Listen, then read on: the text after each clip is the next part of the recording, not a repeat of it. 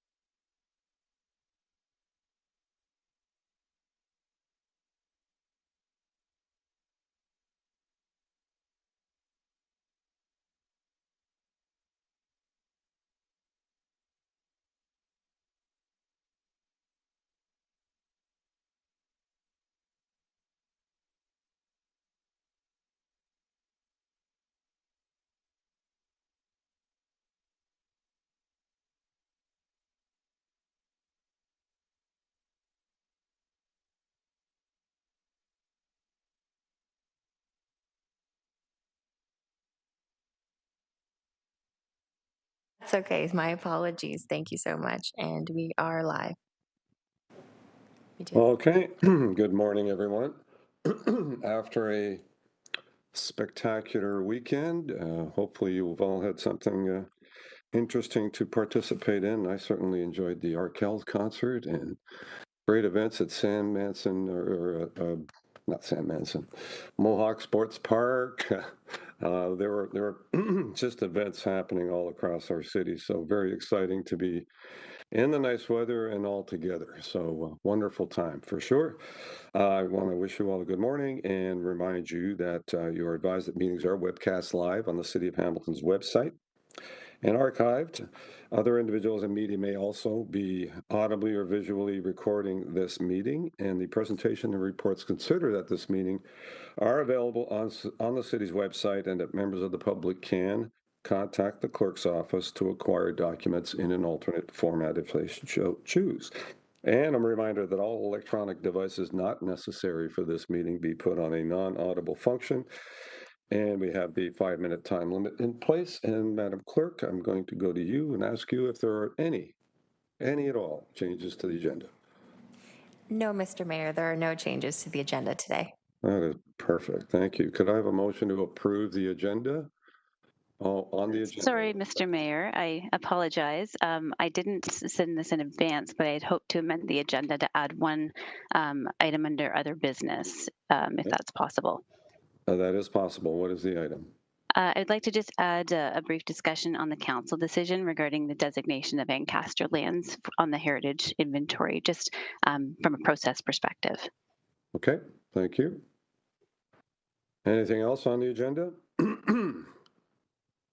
If everybody's okay with the agenda then as presented with the added item, I'll take a motion to approve, moved by Member Danko, seconded by Maria Miller. All in favor? Hands, show of hands is fine. I can't see all of your screens, so I don't know if your hands are up or not. Nope, a little electronic hands. Good to see them. Thank you. That's carried. Are there any declarations of interest? Not seeing any declarations. We have the approval of the minutes of our May the 9th, 2022 meeting. Any comments or adjustments on the minutes? If not, I'll take a motion to approve. Moved by Councillor Partridge. I'm assuming that little hand is to move. Seconded by Maria Felix Miller. Thank you. And all in favor? And that's carried unanimously. Thank you very much. So the first item and the only item we have, other than the added item, is the City of Hamilton's Youth Strategy Report.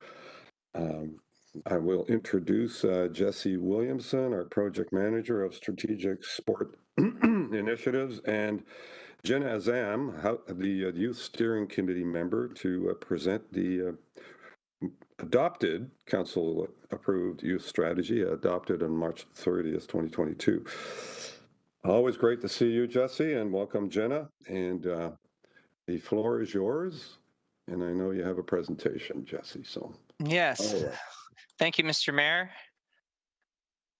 Just get this all loaded up for us.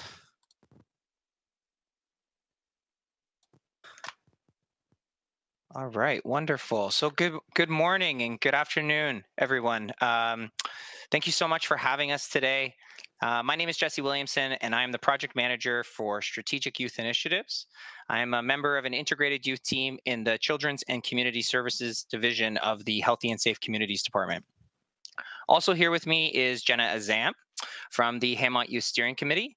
Jenna is a second-year nursing student attending McMaster University and a Westdale graduate. We are both very excited to be here today on behalf of the City of Hamilton Youth Team to present our first youth strategy. A little historical background to start out. Established in 2007, the Hamilton Youth Advisory Committee, or HIAC, served as an official advisory committee of council. For the first 4 years of its existence, HIAC was very successful. HIAC disbanded in 2017 due to no longer meeting quorum. Engagement with members told staff the pressures on youth's time and the lack of a long-term plan guiding their work were the reasons youth were not attending. Council directed staff to look at different models for the city to engage with youth. They also directed staff to engage the community to understand the priorities for youth and create a youth strategy for the city of Hamilton. In 2018, a youth steering committee was created to help work alongside staff to ensure the process was youth friendly. A youth dedicated brand was created in partnership with this committee and with support from the city's communication team, and Hamont Youth was born. In developing the strategy, our team utilized the City of Hamilton Public Engagement Charter to inform our planning. Our engagement included at Hamont Youth on Instagram, online surveys, and virtual focus groups partnering with community partners also serving youth. I'm going to pass the mic over to Jenna, and she's going to talk about the Youth Steering Committee and how we collaborated with youth through the process. Hello, members of council. As Jesse said, my name is Jenna Azam, and I have been a member of the Youth Steering Committee since October of 2018. The Youth Steering Committee has provided many rewarding experiences for youth. We love that we get to meet as a diverse group of youth from across the city and help create a venue for youth voices to be heard. We are grateful to have been actively involved in all stages in development of the youth strategy. We would like to now show a video created by members of the Youth Steering Committee. This video was created to promote our 2021 re-engagement project.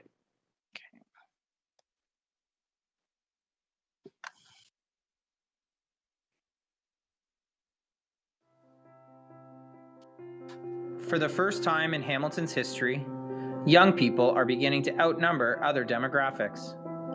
Young people play a crucial role in city building. As a city, it is our role to capture the voices of youth, to keep the city moving forward with fresh ideas and new perspectives. We as city staff were directed by City Council to create Hamilton's first youth engagement strategy. The purpose of the strategy is to understand the priorities to youth and how to connect, consult, and collaborate going forward. To create a great strategy, we have to hear the voices of young people and the partners who are supporting them. To create this strategy, we formed a youth steering committee. They helped us to best understand where to go out to capture youth voice and how to do it in the most effective way. The Youth Steering Committee is very different from the Hamilton Youth Advisory Committee because we've essentially gotten rid of all the formalities that have restricted the ability for young people to get involved in our system. The Hamilton Youth Advisory Committee was restricted to appointees every 4 years, and young people don't want to stick around for 4 years necessarily unless they want to. The Youth Steering Committee gives young people the opportunity to get involved when they want to get involved and really to take action and advocate for what they want to advocate for. Well, originally I was doing some work for the Rainbow Youth Collaborative, and actually they reached out to us and they invited us to an event, and we went along with it. Figured, you know what, might as well have some queer representation there. The youth had identified some areas of concern in the city. Some of them were mental health services and supports not being youth-friendly, the lack of transportation for the people living outside of the downtown core, the fact that all of the services and supports are usually in the downtown core, making it inaccessible for those outside, as well as there not being enough affordable housing or entry-level jobs for youth, and overall just youth not being informed with what's happening in their city.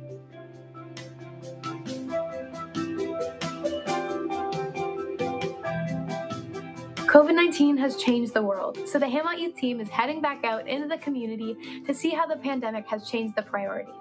Join Hamont Youth and follow our Instagram channel at Hamont Youth to get day-to-day updates on the work we're doing and find out about different programs and services for youth.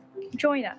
Join us. Join us. Come out to a Hamont Youth monthly meeting the third Wednesday of every month. Find us youth engagers doing community outreach at your schools, festivals, and also on the 4th floor of the Central Library. Make sure to fill out our survey or come to one of our focus groups. Be the change you want to see and join us.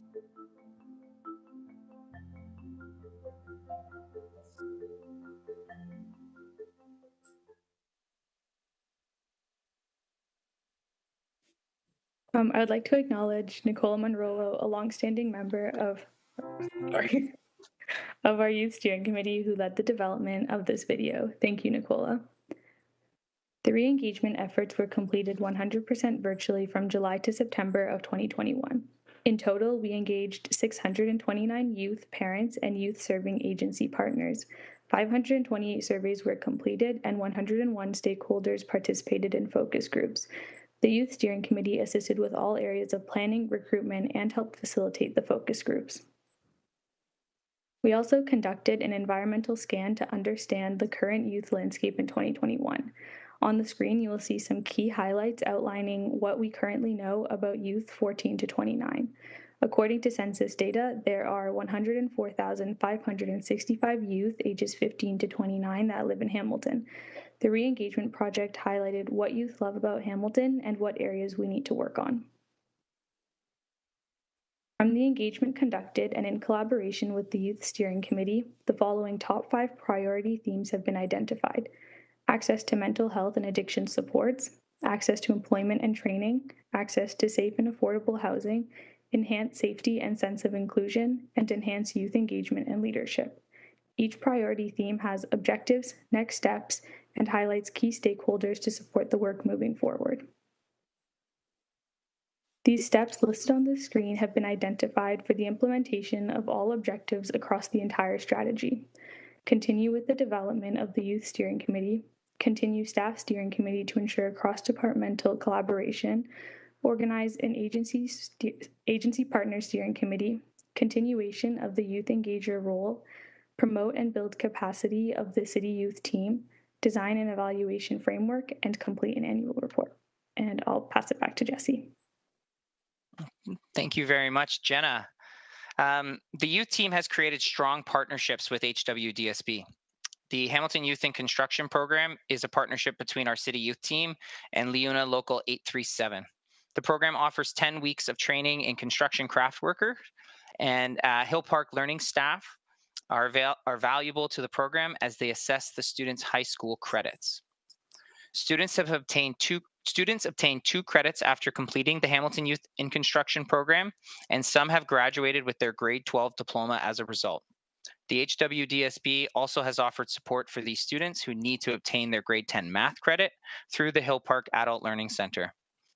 This has helped many youth qualify for the Hamilton Youth in Construction program.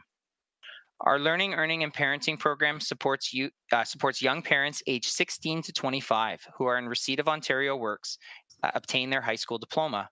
Our LEAP coordinators work closely with Grace Haven, the YEP program, and City Learning Center to support the youth in this program. Our team also has a Ontario Works youth case manager named Jordan, who is in regular contact with the social workers and counselors within the board. We have been working closely with staff leading HWDSB's social media and the community engagement department to cross-promote initiatives to students and Hamont youth followers. In the past, representatives from the Student Senate have participated on the Hamont Youth Steering Committee, and we see partnerships as key in this work, and we welcome any opportunity to partner with the HWDSB. I would quickly like to talk about the youth team. The team sits in the Children's and Community Initiative Division in the Healthy and Safe Communities Department. This team uses a multidisciplinary approach to helping youth in our community. The manager of our team is Brenda Bax, and our team is led by Senior Project Manager Irene Heffernan. We have an Ontario Works Youth Case Manager, as I mentioned, named Jordan, who works with a caseload of 16 and 17-year-olds receiving Ontario Works. The Learning, Earning, and Parenting program, which is otherwise known as LEAP, also has 2 LEAP and youth coordinators who support this caseload with their life goals. The Experience Annex Youth Navigator, Erin, is a part of the team as well. For those that are not familiar with the Annex, it is a safe space for youth housed on the 4th floor of the Central Library. Erin works with all youth, connecting them to the services they need in the community. I am also a part of this team in forming and building partnerships within the youth strategy work. The unique piece to the team would be our youth engagers, whose job is to engage youth in the community and offer peer-to-peer support. The youth engager positions are 6-month contract positions for 25 hours per week. The youth engagers attend community events and youth programs around the city to engage youth to city and community initiatives. They are also available to facilitate peer-to-peer consultations and engagement initiatives and be youth voices at community tables. Our current youth engagers are Jessica and Faisal, and they will be with us from June until December. If you see them in the community, please say hi and introduce yourself. We recognize our next steps are dependent on collective ownership across the community and will require youth, parents, city staff, and agency partners working collaboratively to address our priority themes. This concludes our presentation for today.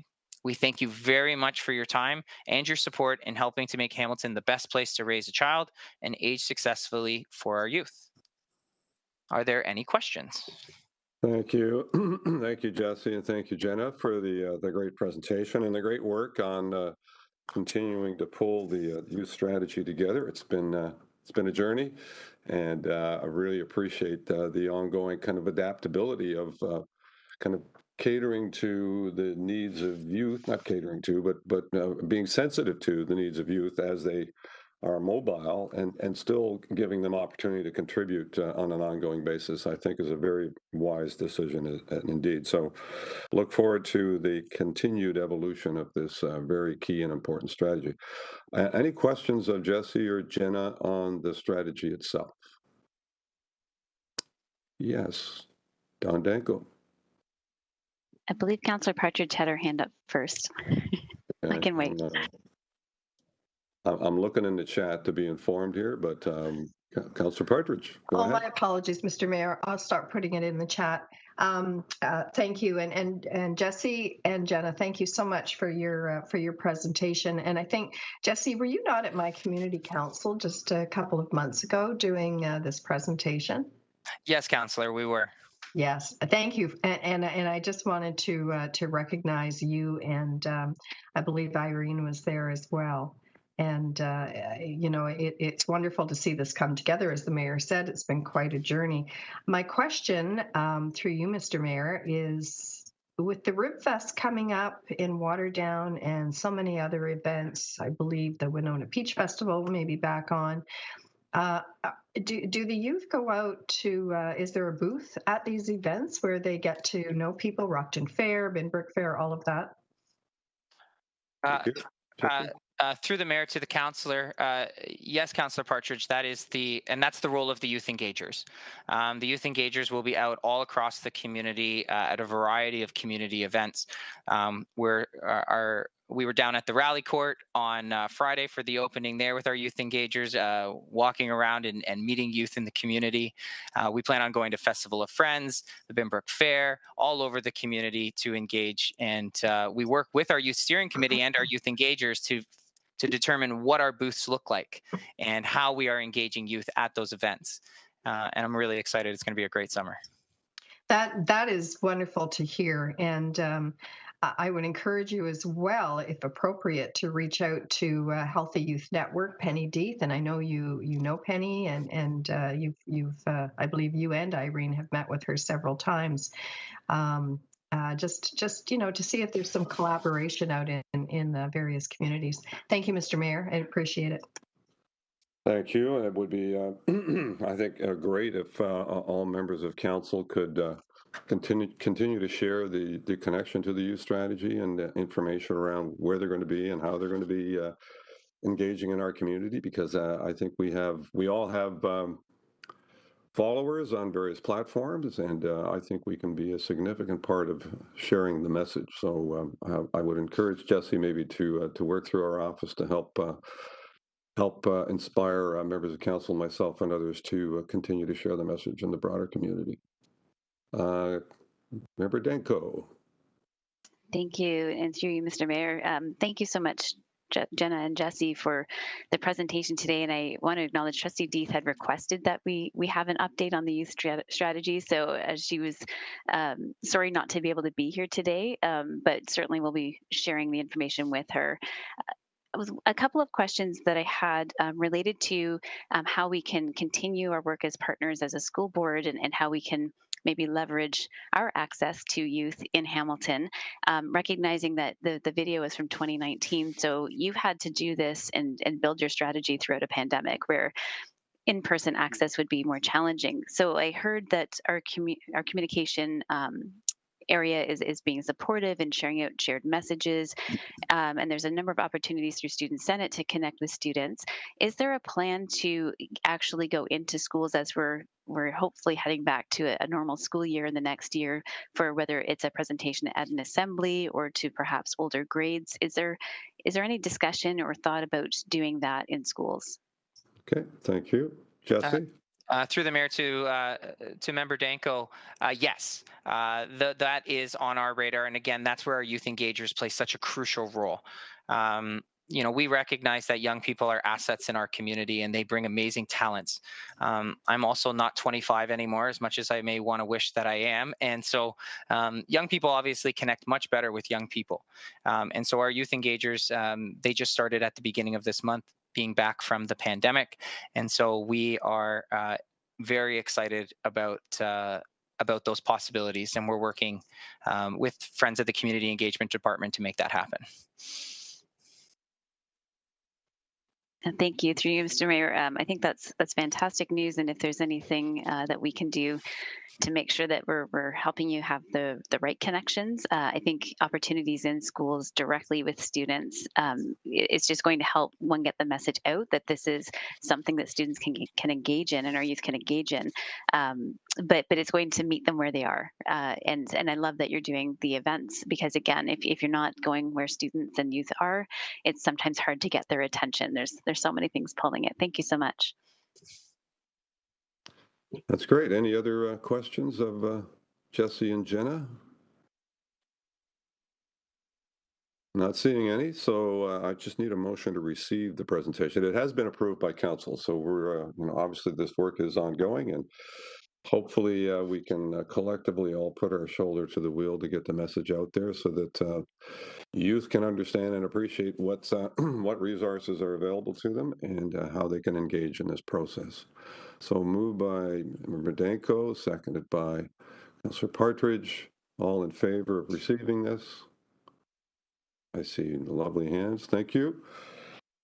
And Jesse and Jenna, thank you very much for your great work, and we encourage you to stay youthful, Jesse, and stay inspired. You've inspired a lot of engagement in our community, and I know you've made a difference in the lives of many youth in our city. And I fully appreciate that, and encourage you to continue on. You're doing a terrific job. Thank you, Mr. Mayor. That means a lot. Thank you, sir. All the best.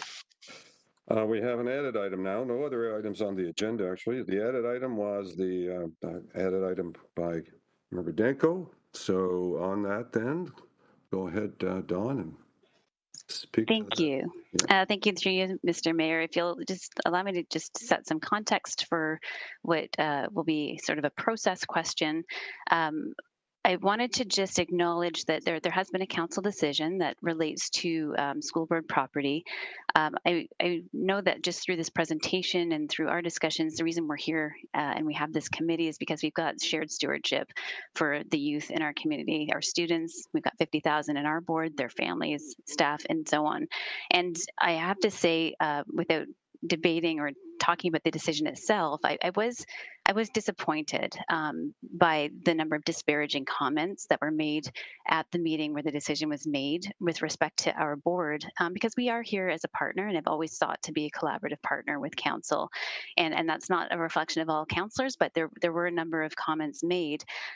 I was wondering, before I get to the question, if I could just highlight some misinformation that was shared and correct that on the public record. So, one, we had someone suggest that the school board is interested in developing condos on land in Ancaster. That is categorically false. While we do have proceeds of disposition, where when we sell our land, we have funds that we can use to update our facilities. An example of something we could do if we were to sell land of a significant value is add air conditioning into our schools. That's been a hot headline the past week, something we don't have funding for under our current funding structure. So yes, there's important use of those funds, but it has been very clear over 2 terms. And I believe there's been a number of discussions through this committee in the past term, when we weren't delayed in meeting through COVID, about the desire to make sure we maintained green space and worked with the city in innovative ways to do that. The other thing that was mentioned mentioned was our abandoned land downtown. And I just need to say that I hope that council is aware that we are driven by ministry approvals. And so we've been working with the city as a partner to try to establish a community hub that unfortunately was not supported over a number of attempts, but also even demolishing our buildings needs ministry approval. So where we have delays, it is not because we are not seeking to move forward and make sure that we do the best we can with our land for the community. It is because we are beholden to the Ministry of Education as well. So we will continue to do our work. But my question was, how might we ensure that council has opportunities, and it could be through this committee, it could be in other ways, but make sure they have opportunities to have accurate information, that we have a shared understanding of what our goals are, when our interests align or don't align, so that we don't have a situation where, as partners, there are comments made that is damaging. I would rather that we always go forward in a positive and productive way as partners. I think our partnership is critical for not only our students, our families, our staff, but for the city, because we have a lot of shared and important work, as we heard today. So I was curious to know, recognizing that we hadn't been able to meet through the pandemic on this committee, is this something that should have come or could have come to this committee for some earlier discussions to, again, clarify understanding, or is there another mechanism where we can make sure that the right information gets to council outside of a last minute delegation? Because I'll be honest, we didn't really get much notice about the agenda item. And then, so question for you, Mr. Mayor, or whoever is able to support that from a process perspective. Well, there's a lot there. So you know, if there are disparaging comments made, I regret that. I'm not sure. I'm trying to think back to the meeting, and I can probably guess where they came from.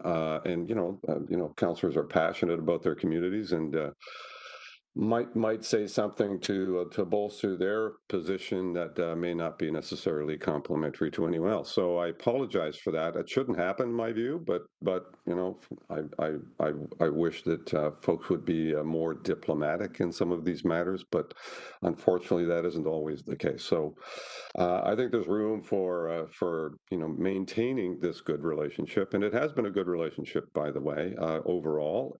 You know, we've done a lot through this committee to sort out, you know, some of the land ownership issues, and actually deal with some of the disposition issues that you deal with, that we should be aware of and have a heads up on. So I really do appreciate the good work of this group, and I can fully understand your disappointment in the outcome and decision. I would say that one of the burrs that has been you know, existent for quite some time is the fact that, and this is not something that you can fix, but we should all be advocating for, is that you know, there's a need for, in some instances, more funding from our province for education. And what we end up doing, and in some instances, is transferring from city to school board, or vice versa. We taxpayers have already paid for this property at one point or another, and you know, invariably, because of your requirement and legislation and the need to raise funds to expand the system, which fully is understandable, you're required to, you know, maximize the value of any lands that you dispose of, and sometimes those lands run into conflict in neighborhoods where people have had long-standing use of those properties, and believe them to be the green space that they are entitled to and deserve. And I'm not so sure there's an argument against that. The problem is that the funding model that's set up by the provincial government precludes you from handing it over to the city, and we have to buy at market value, or you know, some other agency if that land disposition continues. So there's I think the focus of some of the frustration around this, and I'm sure you share this frustration, is how the funding model is set up. Having said that, I know that we could have done better in terms of informing the board, you know, sooner rather than later. I think the pandemic had a bit to do with that. We didn't really meet for, you know, quite a length of time, and we were in the habit of putting all, you know, conflicting issues on the liaison committee agenda. Unfortunately, this one didn't pan out that way, and I think that's lesson learned for us in the future. It should have been. You should have had more of an opportunity to have dialogue around this, and I will do from where I sit the best to make sure that that doesn't happen again in the same way that it has. So from a process issues, yes, it probably should have come to the liaison committee. It didn't.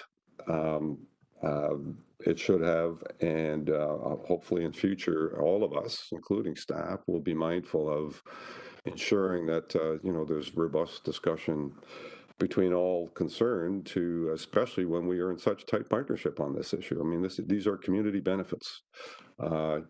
Park and school all are intertwined in terms of value in our community. And so I've always had the view that we should be working hand in glove. And mostly we have. Unfortunately, in this instance, the glove came off a little sooner than the hand was able to grasp it. So having said that, I hope I've answered your question to some degree. I can't backtrack now and refix this problem. I know that leaves you in a bit of a quandary on how you're going to move forward on finding resources for additional, school amenities and expansion, all of which are necessary.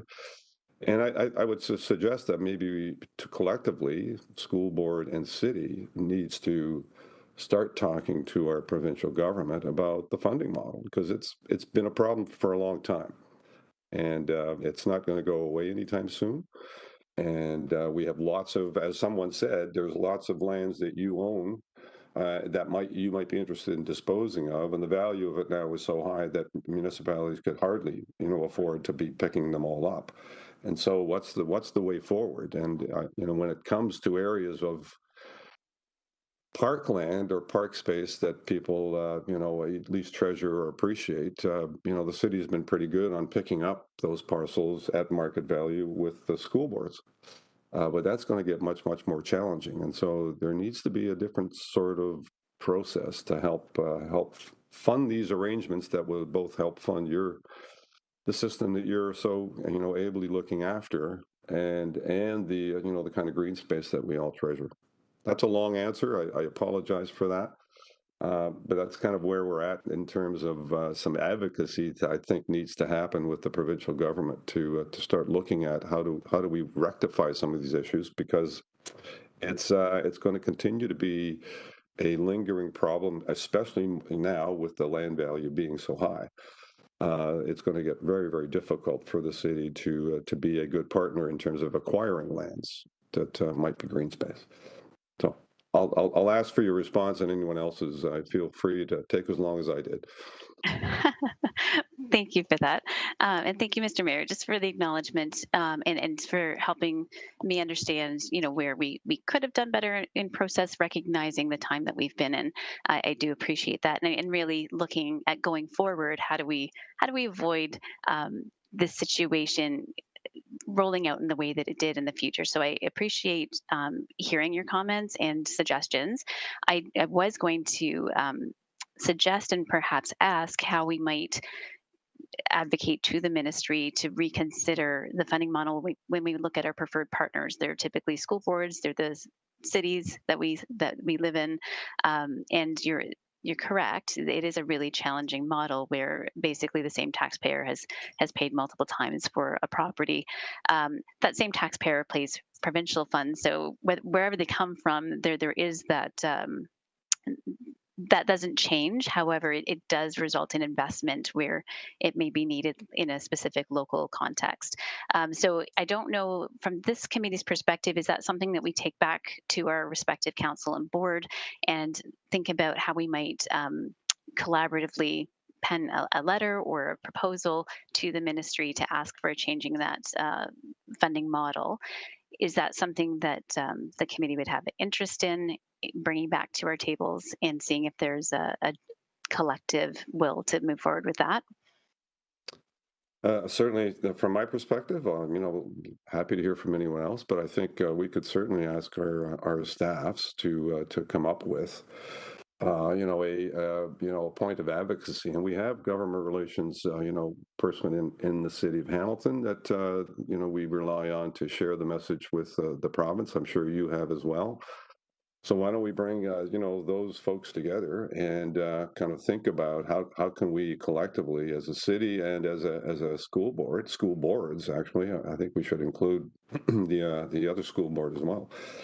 how can we come together with a position that looks to rectify some of this for the future, because it's going to continue to be a flashpoint. I think it's not going to go away anytime soon, and somehow we have to come to some sort of resolve and how we can move move the needle on that. And it's all the same taxpayer, true, but we're putting an awful lot of pressure on the local taxpayer that funds the entire school board and city of Hamilton. And our argument with other levels of government is they've been pulling back on sharing resources, for decades now. And at some point, there has to be a repositioning of that, or else the pressure on the local taxpayer is going to be, ever increasing and significant, and not sustainable.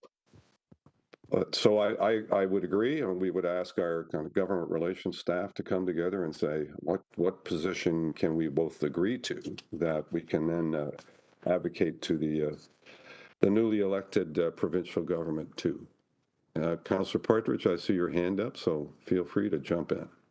Yeah, thank you, Mr. Mayor, and thank you, Member Danko, for raising this.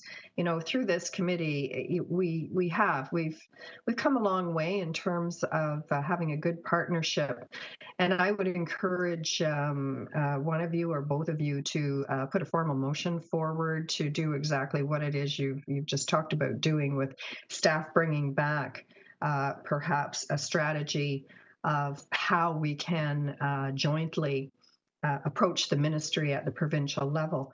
But, I think there's another, with this particular property, and in each one, yes, does have to be treated differently or individually, but there's some additional layers with this particular property. And initially, of course, it went to, I believe it was the Heritage Committee. And then from the Heritage Committee, which reports to the Planning Committee, it came to the Planning Committee. The other layer that you've got here, though, is the community of Ancaster, which has been under a significant amount of pressure and barrage, and rightly so, on heritage properties. This one has become more than a flashpoint, partly, I think, because of the acid splash from previous heritage properties that have had some very negative decisions made about them. So you've got quite a volatile situation there. And the original land, as I understand it from the good councillor of the area, the original land was actually donated to be used for space. But I want to come back to your initial comment made, Member Danko, on how do we get appropriate information out to the councillors so that some disparaging remarks aren't made. Well, quite frankly, you cannot control the councillors. The chair controls the councillors. I do remember the comments being made. I don't remember them being offered in any way other than being very passionate about the areas that were represented. That being the downtown wards as well as the suburbs. And, even if it was at this committee level, none of those councillors are on this committee. So the information wouldn't necessarily get to them anyway. I do very much like the idea of perhaps the city manager and the director of education working together with this committee and our government relations folks in just putting that strategy together and identifying who's going to actually be, lobbying down at Queen's Park and meeting with the appropriate ministers. I think that is the starting point. And we are going to have more of these. We've had quite a few of them over the past 12 years that I've been here, but I can certainly see because of the additional layers of complexities and challenge within the community of where this particular property is, it is going to be, I think, a more difficult piece of property to deal with. So those are my 2 cents, Mr. Mayor, and I appreciate your time. Thank you. Okay, thank you, and good suggestion to put that direction in kind of motion form. So Don, unless you have words, we could fashion something like, encouraging or asking our Director of Education and City Manager to come together with government relations folks to look at the issue of land disposition and certainly the desire for maintaining green space and how that might be funded and how we should advocate with the province of Ontario in terms of a change in the funding model to be able to accommodate some of these future flashpoints, whatever the right words are for that. Go ahead, Don. And so if that's something that we want to do at this level and recognizing that we will direct our respective staff to do that, or it's certainly at our level, we can take a motion back and make that at our board to provide that direction. But if we wanted to move something at this level, at this committee level, just to signal the desire to move forward in this way, I'm happy to move that. And I would like to just provide a final response when there's an opportunity. Sure, but whatever we do here will have to go to our respective councils. So if there's a position fashioned through the great work of our Director of Education and City Manager in GR, then both of our organizations will have to get behind that and support it. So I think there's some work to be done. I think the formative work can be done is there a position that we can come together on? That staff can develop and then bring that back to this committee, and then we'll take it from there. So that's essentially the motion, I guess. And then follow-up comment is all yours. Go ahead. Well, just in terms of a follow-up comment, I just again appreciate the willingness to have the discussion and reflecting that certainly people bring a lot of passion to the table. At our board, we don't use passion as an excuse for bad behavior, not to suggest necessarily there was bad behavior, but there were some comments made that we've received in a very negative way. And I would just like to clarify the land was not in fact donated in this case. Again, that's information that tends to get thrown around about pretty much all of our properties, and that is the case for many of them. But I just want to maybe correct that record and just highlight that a comment made by the ward councillor was that the purpose of this designation is to devalue the land. And so again, that was just said, is on record more than once. So I have to acknowledge that there's passion and then there's using process to make sure that we can't proceed in the way that we had hoped. And those are two different things. Totally agree. So, passion sometimes fogs the brain. So, if I could correct all of that, I would. But having the opportunity to put the information that you're aware of and should have gotten more attention and more credibility. So, again, I would say apologies for that. But again, moving forward, hopefully we can avoid this kind of conflict in the future, and certainly a provincial, directive on how we're going to. This is going to happen all over the province. This is not a unique to Hamilton issue, and it's been going on for as long as I've been here. And every time you have a land disposition issue, then the fingers start pointing, and there's pressure from the community to acquire because they expect it to be green space. That puts pressure on the city of Hamilton budget. I mean, all of that happens, and it's going to happen time and time and time again unless we get a different kind of funding approach from the province on that specific issue. So I think that's worth exploring, and if you're agreeable to that, let's go down that road and see where we get to. So, Tamara, did you get the essence of the motion? Yes, Mr. Mayor, we have the essence of the motion. Okay. Can I just confirm, though, for the record, the mover and seconder, please, for that? That'll be Ms. Danko and myself. Thank you very much. Okay. I saw a hand up. Maria, did you want to speak, or was that? I was just showing support for it. That was an early vote. Okay, I need to call for that. Thank you. Didn't know at the time if you needed a seconder. Thank you. Perfect. Okay. So on that motion then, all in favor? Show of hands is great. Thank you. And nobody opposed. So, and you know what, while we're at it, so my thinking is that summertime is never a great time to have meetings. So maybe we should target September to reconvene if that suits you, if unless there's other issues that come up. I mean, if there's something that's emergent and needs to be dealt with, I would say we'll certainly call a meeting. We call a meeting anytime. But you're agreeable to that? Did I see hands up, thumbs up, thumbs up, thumbs up? Mr. Mayor, I Yep. believe there's a restriction in when this committee can meet because of the election. And so we do have a meeting scheduled, I believe, the very end of August. We may not have a resolution at that point, but I'm not sure if we're able to meet before the actual election following that point. We'll have to get a ruling on that based on lame duck, and we won't know that until August the 22nd. But I think we're probably heading there. But it doesn't mean that everything stops. It just means that certain things cannot be decided on. And I think we've delegated authority to staff. So that doesn't mean that we cannot meet. It just means that we can't spend buckets of money. But we can certainly work on advocacy. But I'll double check on that to be sure. And if that is indeed the case, then we'll maybe revisit that at a future date as well. Councillor Partridge.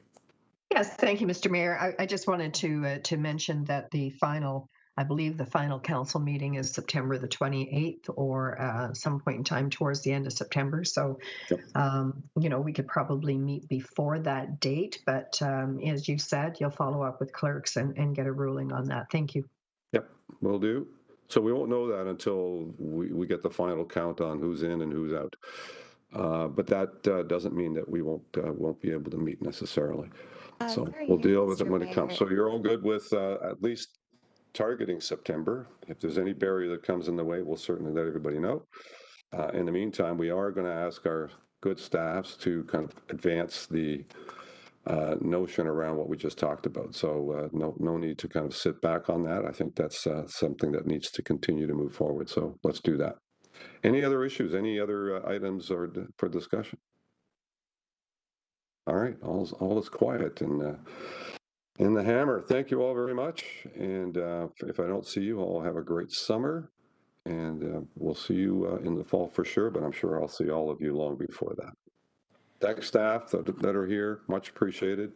Sorry, Mr. Mayor. I'll move a motion to adjourn. Meeting is, thank you. Moved by Councillor Partridge, seconded by Ms. Miller. All in favor? And that's a goodbye wave while we're at it. Thanks. See you. Thanks, Mr. Mayor. Bye, everybody.